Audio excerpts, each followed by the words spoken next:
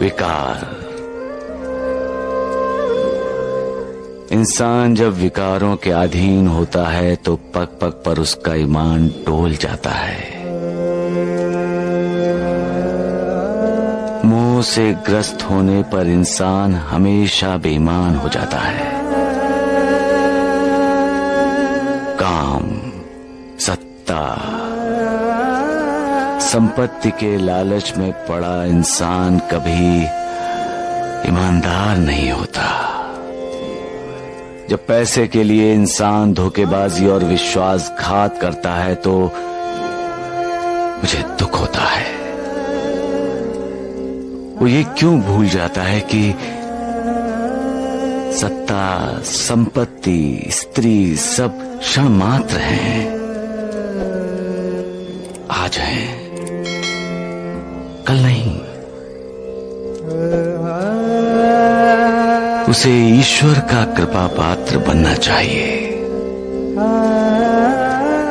जो वो नहीं बनता।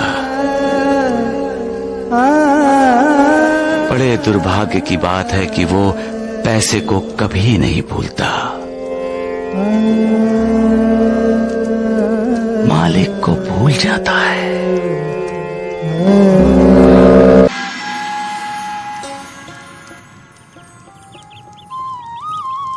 रुपया, पैसा, सोना, चांदी, ये सब मोह माया का चक्रव्यूह है। जो इस चक्रव्यूह में चला जाता है फिर वो बाहर नहीं आता। उस चक्रव्यूह का भेदन मालिक की कृपा ही कर सकती है। जिस पर मालिक की कृपा नहीं होती वो चक्रव्यूह में ही अटका पड़ा रहता है और मोक्ष मुक्ति के मार्ग से दूर चला जाता है। रुपया, पैसा, सोना, चांदी ये एक भूल भुलैया है जिसमें सुख को ढूंढते ढूंढते इंसान अपने आप को खो बैठता है और अपने आप को ढूंढने के लिए जिंदगी के अंत तक उस भूल भुलैया में भटकता फिरता है। पैसों के पीछे भागने वाला इंसान कभी संतुष्ट नहीं होता। उसके पास 100 रुपए होंगे तो उसे 200 रुपए चाहिए। 200 रुपए होंगे तो सोचेगा 1000 क्यों नहीं है, और 2000 होंगे तो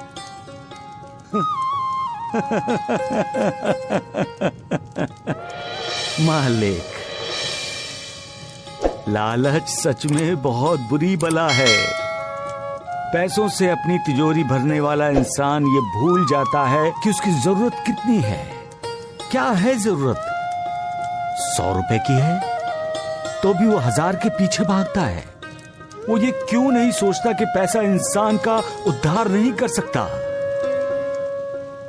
मालिक इंसान का उद्धार कर सकता है और करता है। उसे मालिक के पीछे भागना चाहिए, पैसों के पीछे नहीं। पैसों के पीछे भागने का अर्थ है विकारों के पीछे भागना। जो विकारों को दूर रखता है निर्विकार के करीब आता है, मतलब है इंसान का उद्धार होना। जब कोई अपना बहकता है या रास्ते से भटकता है तो इंसान के दिल को चोट लगती है। अपने उस रिश्तेदार को सही रास्ते पर लाने के लिए इंसान हर कोशिश करता है। वो उसे प्यार से समझाता है, नहीं समझता तो उस पर नाराज होता है, गुस्सा करता है और सजा तक देता है। लेकिन इन सब के पीछे एक प्रखर इच्छा होती है, अपने रिश्तेदार को गलत रास्ते से रोकने की, उसे सही रास्ते पर लाने की।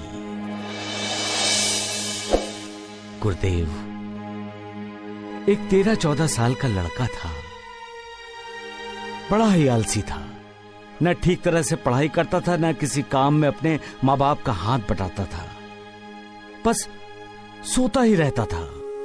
उसके पिता ने बहुत कोशिश की, लेकिन बेटा एक कान से सुनता, दूसरे कान से निकाल देता। एक दिन अपने पिता को बहुत खुश देखकर बेटे ने सवाल किया, तो जवाब में पिता ने कहा, आज मैंने उगता हुआ सूरज देखा। वाह, क्या दृश्य था वो! ऐसा लग रहा था कि साक्षात भगवान मुझे दर्शन दे रहे हैं। वाह वाह वाह, वो लाल पीला केसरी रंग, वो बिखरी हुई किरणें और उनमें से आहिस्ता आहिस्ता ऊपर आने वाला सूर्य का बिंब। अरे क्या बताऊं बेटे, ना ना ना ना, मैं शब्दों में वर्णन कर ही नहीं सकता। उस समय का आनंद स्वयं अनुभव करना चाहिए। भगवान के इस करिश्मे को जीवन में बार बार देखना चाहिए। फिर तो बेटा बेचैन हुआ होगा साईं। हाँ गुरुदेव, वो जल्दी जल्दी उठने लगा, लेकिन तब तक सूर्योदय हो चुका था।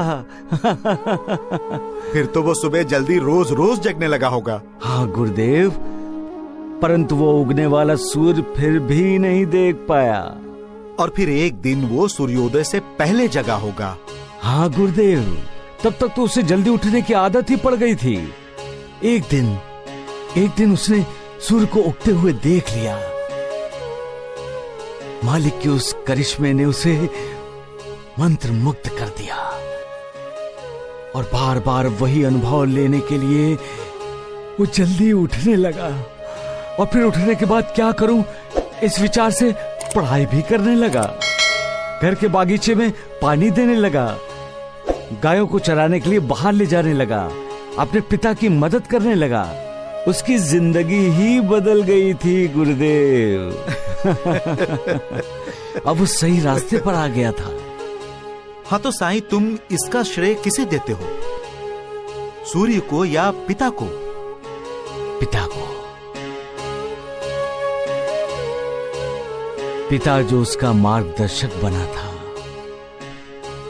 गुरु बना था। इसलिए इंसान को हमेशा गुरु को ज्यादा महत्व देना चाहिए गुरुदेव। इसलिए गुरु के सामने हर किसी का सिर हमेशा झुका ही रहे, और झुकना भी चाहिए। क्रोध विवेक का हरण करता है। जब क्रोध आता है, गुस्सा आता है, तो बुद्धि कुंठित हो जाती है। तब समझ में नहीं आता कि सही क्या है, गलत क्या है, ज्ञान क्या है, अज्ञान क्या है। इंसान वही करता है जो क्रोध के वक्त आया हुआ आवेग उससे करवाता है। आवेग में उठाया गया कदम सजा नहीं, दंड नहीं, एक अपराध है। तो फिर सजा क्या है साईं? गुरुदेव, सजा या दंड न्याय की कुर्सी पर बैठकर लिया गया फैसला है, जिसे मालिक स्वयं करता है। उसकी प्रेरणा से ज्ञानी विद्वान समाज के कर्ता धर्ता पंच करते हैं। उनका न्याय दूध का दूध और पानी का पानी होता है।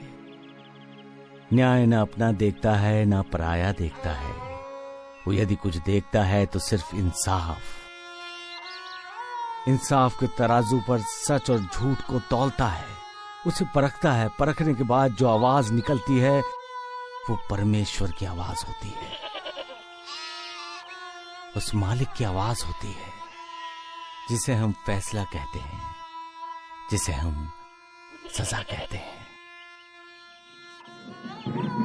सजा या दंड पीड़ा या प्रताड़ना नहीं है, वो आदेश है उस मालिक का जो सही और सच्चे मार्ग पर चलने के लिए कहता है।